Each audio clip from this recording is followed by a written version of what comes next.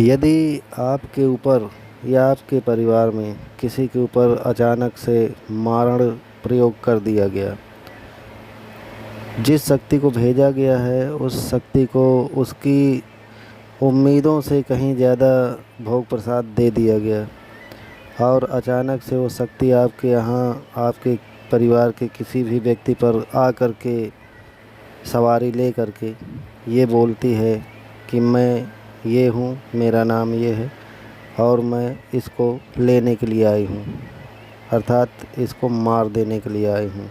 मुझे इसी कार्य के लिए भेजा गया है और मुझे मेरी ज़रूरत से कहीं अधिक भोग दे कर के भेजा गया है। तो आप उस समय क्या करेंगे, जबकि आपके पास ना तो कोई तंत्र मंत्र है, ना कोई साबर मंत्र है, ना कोई वैदिक मंत्र है और ना ही आपका कुल देवता आपके ऊपर सहायमान है। तो उस समय आप क्या करेंगे? परिवार के उस व्यक्ति को ख़त्म हो जाने देंगे या फिर कोई आप उपाय ऐसा चाहेंगी जिससे कि वो शक्ति उस समय हट जाए? निसंदेह कोई भी व्यक्ति होगा तो यही चाहेगा कि मेरे परिवार का वो सदस्य बच जाए जिस पर मारण क्रिया कर दी गई है। तो वीडियो आप बहुत ध्यान से सुनिएगा और पूरा सुनिएगा। आज इसी क्षण के बचाव के लिए ये वीडियो मैं बना रहा हूँ। अगर आप इसको पूरा सुनेंगे तो आप इसमें से कुछ सीख करके जाएंगे और जानकारी लेकर के जाएंगे। और वीडियो अगर 2-3 मिनट चला करके स्किप कर देना है या छोड़ देना है तो आपकी इच्छा की बात है। अमराक्षी तंत्र में आप सभी लोगों का एक बार फिर से स्वागत करता हूं और ये आशा और उम्मीद करता हूं कि आप सभी लोग स्वस्थ होंगे, भगवान की कृपा से मस्त होंगे। तो आइए वीडियो को शुरू करता हूं, लेकिन उससे पहले आप लोगों से एक छोटा सा निवेदन है कि अगर मेरे द्वारा दी गई जानकारियां आपको अच्छी लगती हों तो चैनल को सब्सक्राइब कर लीजिए और बेल आइकन दबा लीजिए और ऑल पर क्लिक कर लीजिए ताकि जो भी जानकारी मैं डालूं वीडियो के माध्यम से वो उसका नोटिफिकेशन सबसे पहले आप तक पहुंच सके। सोचिए कि बहुत दिनों से आपके घर परिवार में तांत्रिक प्रहार हो रहे हैं। आए दिन कोई भी टाइमिंग नहीं रहती, कभी आप अच्छे खासे बैठे हुए हैं, अचानक से किसी की तबीयत ख़राब हो गई या रात्रि के समय तबीयत ख़राब हो गई।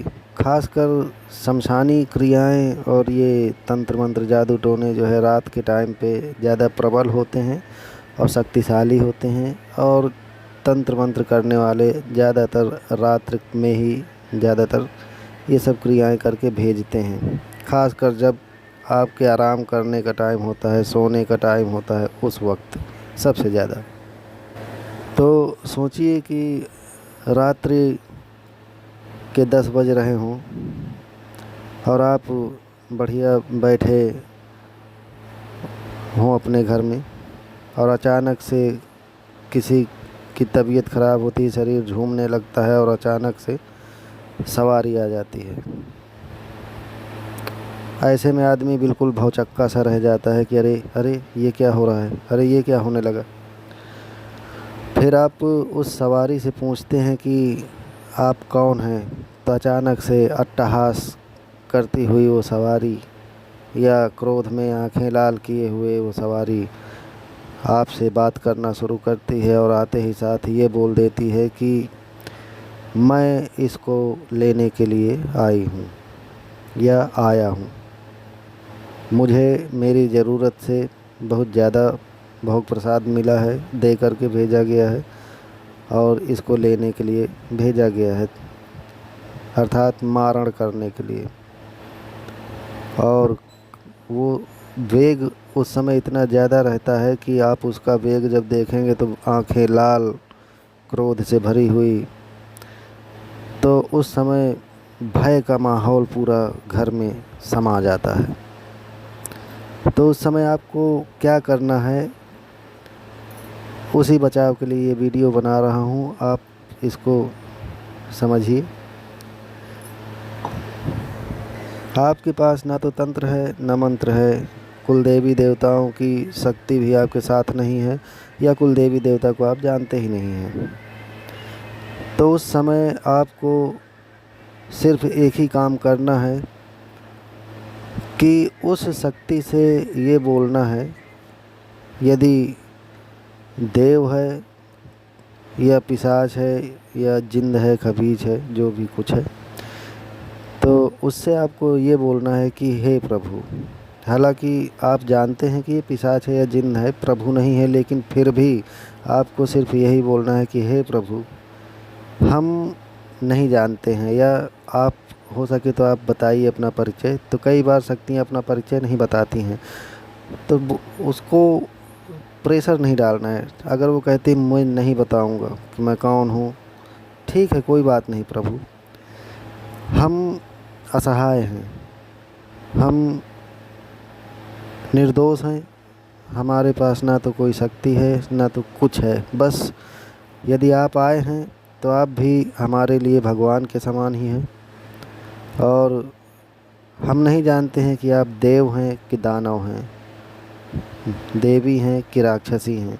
पर आप यदि दानव भी हैं या राक्षसी भी हैं, तो हमारे लिए इस क्षण, इस समय आप हमारे लिए भगवान के समान हैं, और हम आपको अपना ईश्वर मानते हैं। तो हे ईश्वर, यदि आपको हमारे यहाँ भेजा गया है गलत काम करने के लिए, तो आप ही बता दीजिए कि हम कहाँ पर गलत हैं। और यदि हम गलत नहीं हैं फिर भी आप हमें मारना चाहते हैं, तो क्यों? अगर आप हमें मारने ही आए हैं तो हम तो आपके दास हैं, हम तो आपके भक्त हैं। आप चाहें तो हमारे अंतरात्मा में झांक कर देख लीजिए, और उस समय आपको छल कपट मन में नहीं रखना है, बिल्कुल उस क्षण उसी का भक्त बन जाना है उस क्षण के लिए। फिर उनसे कहिए कि आप चाहें तो हमारे सीने में झांक कर देख लीजिए, यदि हमारे मन में आपके प्रति भक्ति ना हो तो कहिए। उसी क्षण जो है, वो जो भी शक्ति होगी, आपके ऐसे भाव और ऐसे वचनों को सुनते हुए वो एक दो बार झिटकारने का नाटक ज़रूर करेगी, लेकिन तब तक आप उसे अपने शब्दों से अपने कब्जे में कर चुके होंगे। और ये नियम है भगवान भोलेनाथ ने बना रखा है कि शरणागत को कभी मारा नहीं जा सकता है, शरणागत को मारना भी नहीं चाहिए। कोई भी शक्ति है, यदि आप उसकी शरण में डायरेक्ट उसी की शरण में चले जाते हैं तो वो शक्ति आपको मार कर नहीं जाएगी, इतना ध्यान रखिएगा। तो जब आप उसी की शरण में चले जाएंगे अपने भाव विचारों के अनुरूप, तो वो शक्ति फिर ना तो आपके घर में कोई नुकसान करके जाएगी और ना ही कुछ, बल्कि वो ये भी आपको एक चारा भी बता देगी कि तुम मेरे लिए इतना कर दो, ठीक है, मैं तुम्हारी बात मान लेती हूँ या मान लेता हूँ, इतना कर दो, मैं वापस हुए जा रहा हूँ। आपको वो चाहे जितना भी झिटकारे, पहले तो झिटकारेगी कि ये ऐसी प्रार्थना मुझसे ना करे, और बहुत आपको उकसाएगी, डांटेगी, चिल्लाएगी, कुछ मिनट, 2 मिनट, 3 मिनट, लेकिन आपको अपनी प्रार्थना बंद नहीं करना है, उसके चरणों को पकड़ लेना है। क्योंकि मारण क्रिया से बचाने के लिए आपके पास बहुत बड़ी पावर होना चाहिए। अगर पावर नहीं है तो मारण क्रिया रुकती नहीं है। बस एक यही उपाय है कि उस क्षण आपको उसी का भक्त बन जाना है, बिल्कुल उसी का भक्त। वो चाहे जितना कहे कि हट जाए यहाँ से भक्त, तू कौन है मेरा? नहीं प्रभु, भले ही आप ना मानो, भले ही आप ना मानो कि मैं कौन हूँ, मैं ये भी जानता हूँ कि मैंने आपकी न तो कभी सेवा किया है, न तो कभी आपको जाना है, लेकिन इस क्षण, इस समय आप मेरे भगवान हो, आप मेरे प्रभु हो, मैं आपका सेवक हूँ, और आप हमें नुकसान पहुँचाकर नहीं जा सकते। यकीन करिए, कभी ऐसा क्षण भगवान ना करे कि आपके कभी आए। पर ये एक जानकारी दे रहा हूँ कि यदि कभी ऐसा होता है तो मेरी इन बातों को याद ज़रूर रखिएगा, आपके बहुत काम आएगी, बहुत ज़्यादा काम आएगी।